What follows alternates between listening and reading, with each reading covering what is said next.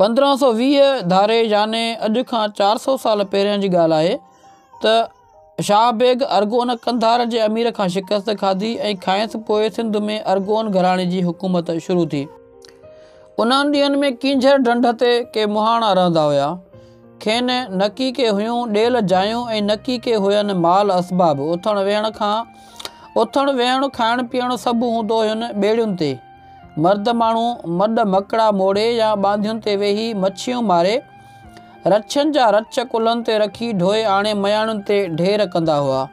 मुहाणियूं वरी मच्छियुनि खे खारियुनि में खणी वाटुनि ते वञी वेहंदियूं हुयूं जिते उन्हनि खे चीरे ॿेरा करे ग्राहकनि खे विकिणंदियूं हुयूं।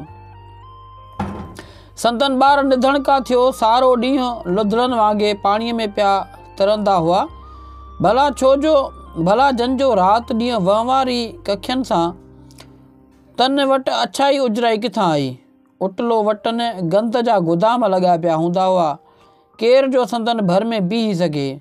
फिज़ाई जी कंहिं कमबख़्त जो पांध सां लॻी वियो त गगर भंडारा आड़िया। बदबू बि न लहे। जहिड़ा हुअनि जिस्म गदला तहिड़ा हुअनि हॾ हीणा।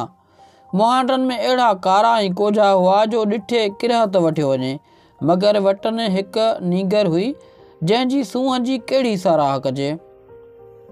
शकिल शबीह तोड़े हलत चलत में मुहाणी मूर न हुई। वेतर उन्हीअ किन जे कुन में अमल माणिक हुई। मुंहं मां अहिड़ो त नूरानी हुस्न पियो बखंदो हुअसि जो खेसि सॾींदा ई नूरी हुया। ॼाम तमाची शैल शिकार जो निहायत शौक़ीन हूंदो हुयो। हिकु लंघा जीअं ॿेड़ीअ में चढ़ी कींझर ढंढ जो सैर पे कयईं तीअं ओचितो संदसि नज़र वञी नूरीअ ते पई। नूरीअ जे नेणनि में अहिड़ो त को कामिण हुयो जो खेसि ॾिसंदे ई ॼाम मोरछा थी वियो। जॾहिं मोटी महिलात में आयो तॾहिं खेसि के बि न थी उझियो। नूरीअ जी नाज़ अहिड़ो त सुझाए विधो हुयुसि जो उन खां सवाइ खन बि आराम न आयुसि।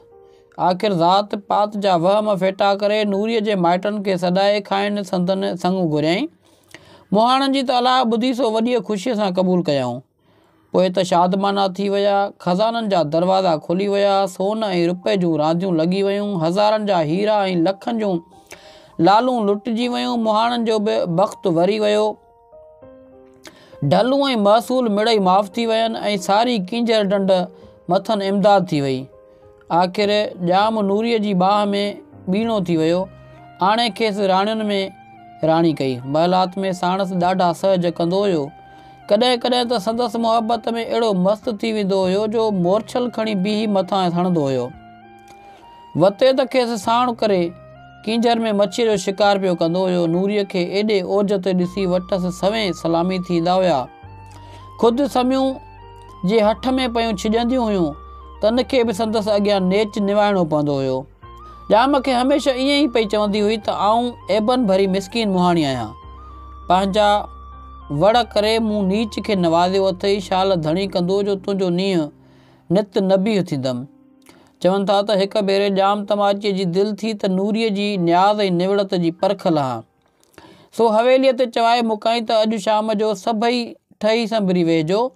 पोइ आऊं अव्हां मां जंहिंखे चित चाहियुमि तंहिंखे पाण सां गॾु गाॾीअ में चाढ़े घुमाइण वठी हलंदुसि।